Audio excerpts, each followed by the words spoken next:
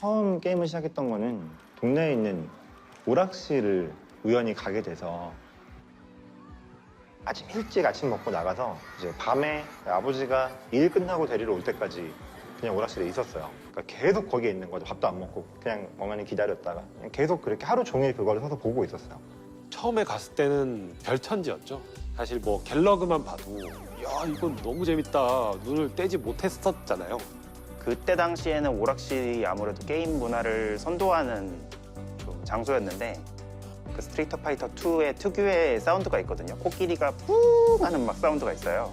근데 그 오락실에 전체에 그게 막 울려 퍼지고 있고 내가 안 하고 뒤에서 구경만 하더라도 여기에 내가 같이 뭔가 즐기고 있는 것 같은 느낌도 있고.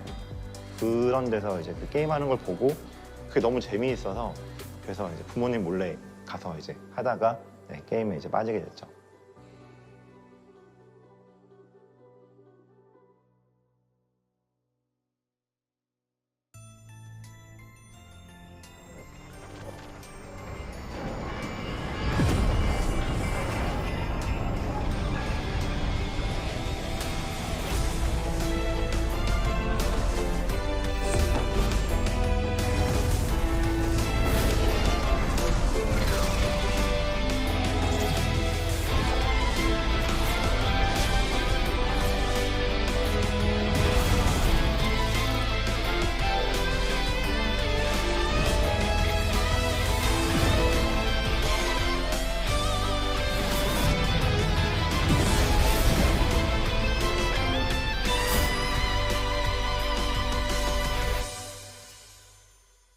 지금 이 전자오락 프로그램은 기관총을 든 주인공의 폭력 행위 때문에 미국에서도 많은 말썽이 일었던 영화 람보를 소재로 한 것입니다. 이와 같은 람보나 쿵우 등 치고받고 싸우며 총을 쏘는 폭력 프로그램이 대부분을 차지하고 있습니다.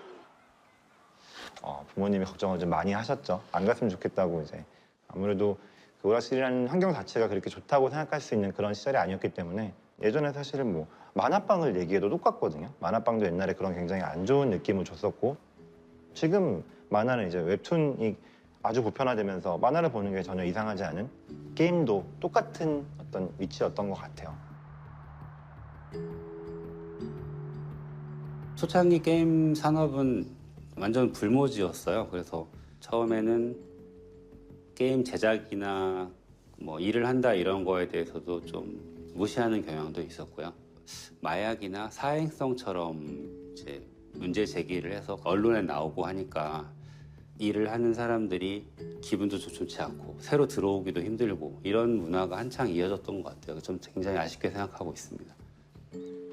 게임에 대한 사람들의 인식이 바뀌는 거는 e스포츠의 영향이 크지 않았을까 하는 생각이 들어요. 시작하겠습니다.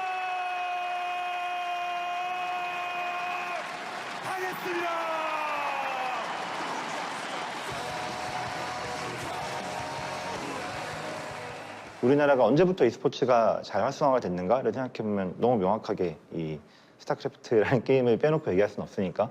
근데 그게 게임이 이 사람들이 이 게임을 즐기고 있고 내가 이 게임을 좋아해 어떤 팬심을 가지고 있어라는 이 자체를 아주 대중적으로 표출을 해도 상관이 없는 어떤 저는 트리거 같은 거였다고 생각을 하거든요.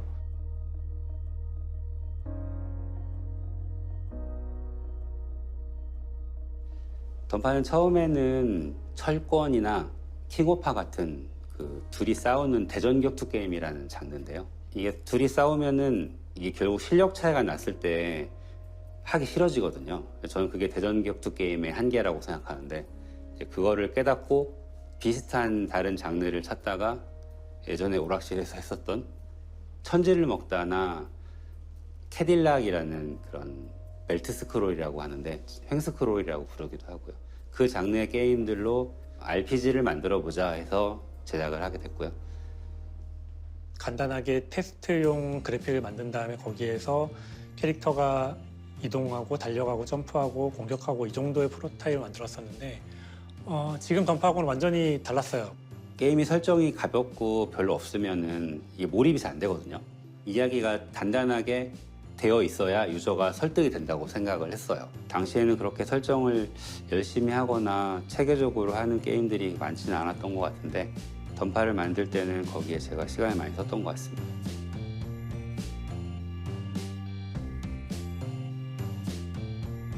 저희 던전앤파이터는 던전에서 파이터가 뛰어논다라는 게 이제 기본적인 컨셉이고요. 우리는 한 단어로 모험을 하는 게임이다라는 설명을 많이 하고 있고 그게 저희 정체성이라고 생각을 합니다. 초기에는 그냥 다 힘들었고요. 왜냐하면은 저희가 그런 액션 게임을 만드는 것도 처음이었고 또 이제 온라인상으로 액션 게임을 만들려면은 결국 실시간으로 내가 쓰는 스킬이나 이런 거를 다 동기화를 해서 다른 유저 화면에도 똑같이 보여야 되는데 그런 작업을 다 처음 하는 거다 보니까 굉장히 시행착오가 많았어요. 기억하기로는 뭔가 좀 수명을 갉아먹으면서 일을 했다 이렇게 생각하고 있는데요. RPG를 만들려면 기본적인 양이 있거든요. 다 하지 못하고 클로즈 베타 서비스를 시작을 했었어요.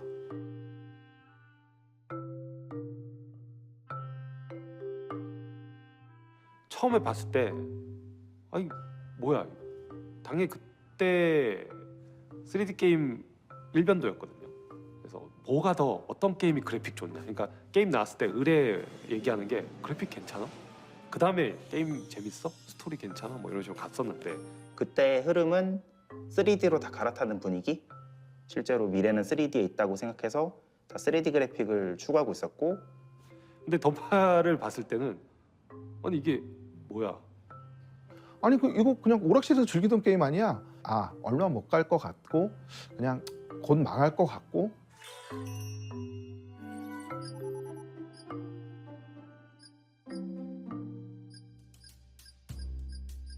처음엔 되게 속상하고 화도 나고 그랬었는데요. 아무래도 게임을 만들어서 내놨는데 별 하나 받고 그런 멘트를 받으면은 사기가 많이 떨어지죠. 뭐 웹진에서 당시 저희 게임하고 비슷한 시기에 나온 온라인 액션 RPG 게임이 있었거든요. 근데 그 게임은 3D였어요. 3D고 저희 게임하고 그 게임을 약간 비교해서 VS를 해서 비교 평가하는 식으로 리뷰를 했었는데 결론적으로는 그 게임이 더 낫다로 평가가 나서 좀 두고 보자 약간 이런 느낌도 받았던 것 같고 그 다음에 많이 쓴 게 그 밸런스 문제였습니다.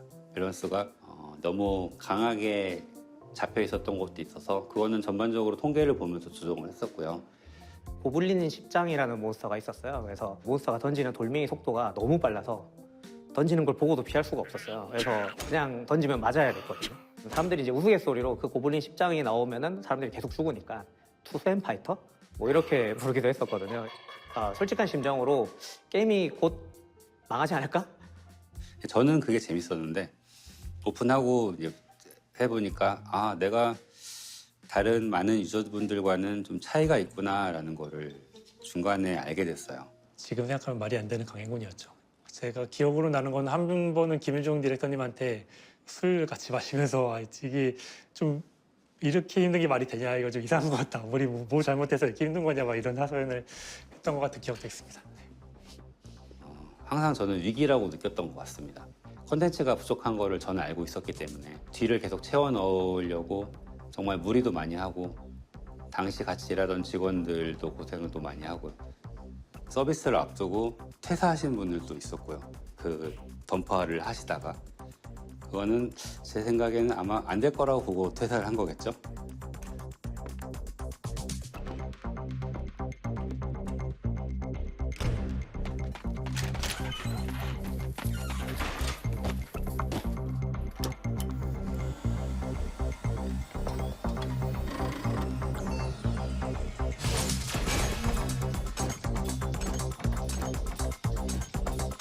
던파 신드롬이라고 부를 정도로 사실은 크게 인기를 얻었었죠. 제가 스포츠부로 가 있었을 때도 던전 앤 파이터라는 얘기들은 계속 나올 수밖에 없었던 거였죠.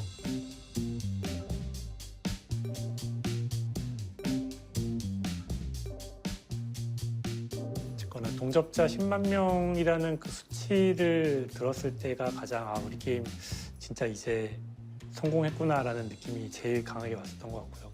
그때 온라인 게임 쪽에서 뭔가 손꼽히는 게임으로 될 수 있겠다 혹은 된 것 같다 약간 그런 느낌이 있었던 것 같아요. 네이버 검색 순위로 얼마나 유명한 게임인가 잘 알려진 게임인가를 판단하기도 했었는데요. 그걸로는 1위 한 적도 많이 있긴 합니다. 이 옛날 오락실 게임을 표방한 이 벨트 스크롤 액션 게임이 잘 될 수 있겠냐라는 의견이 굉장히 많았죠. 그런데 결과적으로는 이 게임이 열리고 나서 이 게임성으로 그 모든 기대나 평가를 극복하고 아주 크게 성공한 그런 게임이라고 생각합니다. 그때 당시로는 전 상당히 획기적인 그래픽이라고 생각을 해요.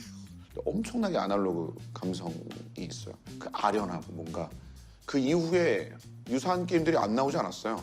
근데 결국은 지금 남아있는 게임은 던파잖아요. 그러니까 그만큼 당시에 많은 사람들에게 강한 인상을 줬고 그때 가지고 있는 게임성들이 계속 더 발전을 하게 되면서 지금까지 많은 사람들에게 사랑을 받는다고 생각하고 있거든요. 그래도 온라인 게임 중에서는 뭔가 액션 게임을 즐기는 손맛이라고 할까요? 뭔가 그런 부분에서 가장 그 니즈를 충족시킬 수 있는 게임으로 인정해 주시지 않을까 싶은데요. 옛날에 프로게이머 출신으로 던전 앤 파이터를 열심히 즐겼었고요. 확실히 다른 온라인 게임에는 없는 게 있었던 것 같아요. 그 당시에 그런 게임이 하나도 없었거든요. 키보드 전체를 부서져 가면서 누르는 게임이 단 하나도 없었고 마우스는 거의 쓰지도 않고 확실히 액션에 대한 추구는 제일 앞서 나가 있었던 것 같아요. 예를 들어서 악당이에요. 제 주인공이고 그럼요, 네. 이제 관객들이나 고객들은 저한테 몰입했을 거거든요. 내가 톡 때리면 스트레스 해소가 안 돼요. 진짜 세게 딱 이렇게 해줬을 때 사이다. 던전 앤 파이터의 모든 액션들이 이런 스트레스 해소에 되게 방점이 있어요. 던전 앤 파이터는 사실 정확히 말하자면 1, 2년짜리라고 봤습니다. 그래서 즉 하다가 아무도 모르게 쓰러지지 않을까라는 그런 게임이었는데 어떻게 보면 기자로서는 좀 부끄러웠던 과거라고 생각이 드는데 내가 게임을 잘 볼 줄 모르는구나. 그 다음에 기본적으로 우리가 생각하는 게임의 게임성과 작품성과 흥행성과 유저들의 눈높이와는 분명히 갭이 있구나.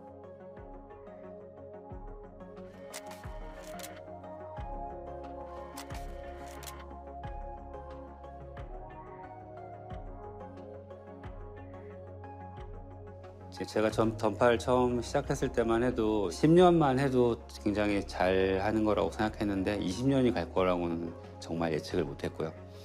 동접심만 넘어서 성공을 실감했을 때도 이거는 상상 못했던 것 같아요. 이렇게 오래 갈 줄은 정말. 결국 던파에서 주는 그 맛을 주는 게임은 없었던 게 아닐까 하는 생각도 들고요. 그 당시에 PC방 가면은 한 3분의 1 정도는 사람들이 던파를 했었어요. 저도 그 중에 하나였고.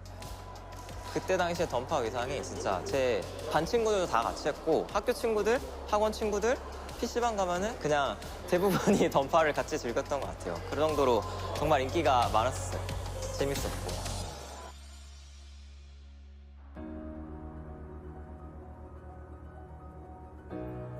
던전 앤 파이터가 한국에서 어느 정도 성과를 거두고 나서 몇 년 있다가 바로 중국으로 출시를 하게 됐어요.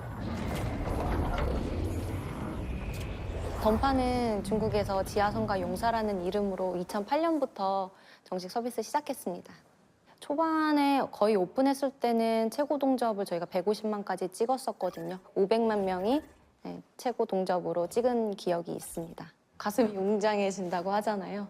그래서 그런 거를 눈으로 보게 되니까 그때 당시에는 한국에서 중국으로 진출하는 게임들이 그렇게 많지 않았어요. 그렇기 때문에 저희 내부에서도 노하우가 없었고 어떻게 해야 되는지 잘 알지 못했었고요. 던파는 던파만의 세계관이 있고 던파 그 한 단어 그냥 단어 하나라도 아이템 이름 하나라도 장비 이름 하나라도 다 세계관이랑 연결되어 있을 수도 있고 시나리오랑 또 연결되어 있을 수 있고 되게 중요한 단어일 수도 있거든요. 그래서 이런 것들을 어떻게 로컬라이징을 해서 중국에 전달을 할 것인가. 번역 퀄리티에 좀 중점을 많이 뒀었어요. 처음에는 번역할 때 이제 초벌이라고 그래가지고 일단 그대로 이제 직역, 그러니까 한글을 이제 중국어로 번역하는 과정에서 이제 직역을 하는 과정을 거쳐요. 그거를 이제 게임 분위기에 맞게 한 번 더 가공하는 과정을 거치고요. 그 다음에 이제 윤색이라는 과정이 있어가지고 윤색은 이제 중국 문화에 맞게 그거를 진짜 하나도 어색함이 없게 완전히 자연스럽게 바꾸는 과정을 이제 3단계를 거치게 되는데요. 그래서 퀄리티도 되게 높았었던 기억이 있습니다. 그게 지금까지 잘 이어져 온 것 같아요.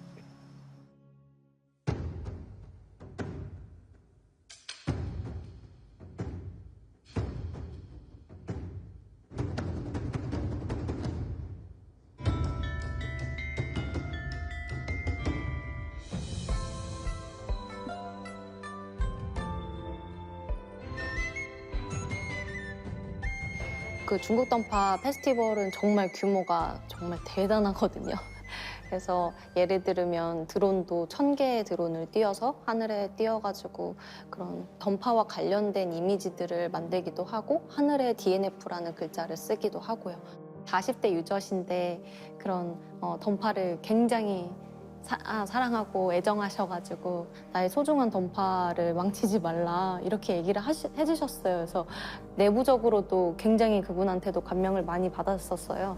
그래서 우리가 더 나은 던파를 만들자라는 그런 서로 고무시키고 격려하던 그런 계기가 됐었거든요. 그분이 굉장히 기억에 남습니다.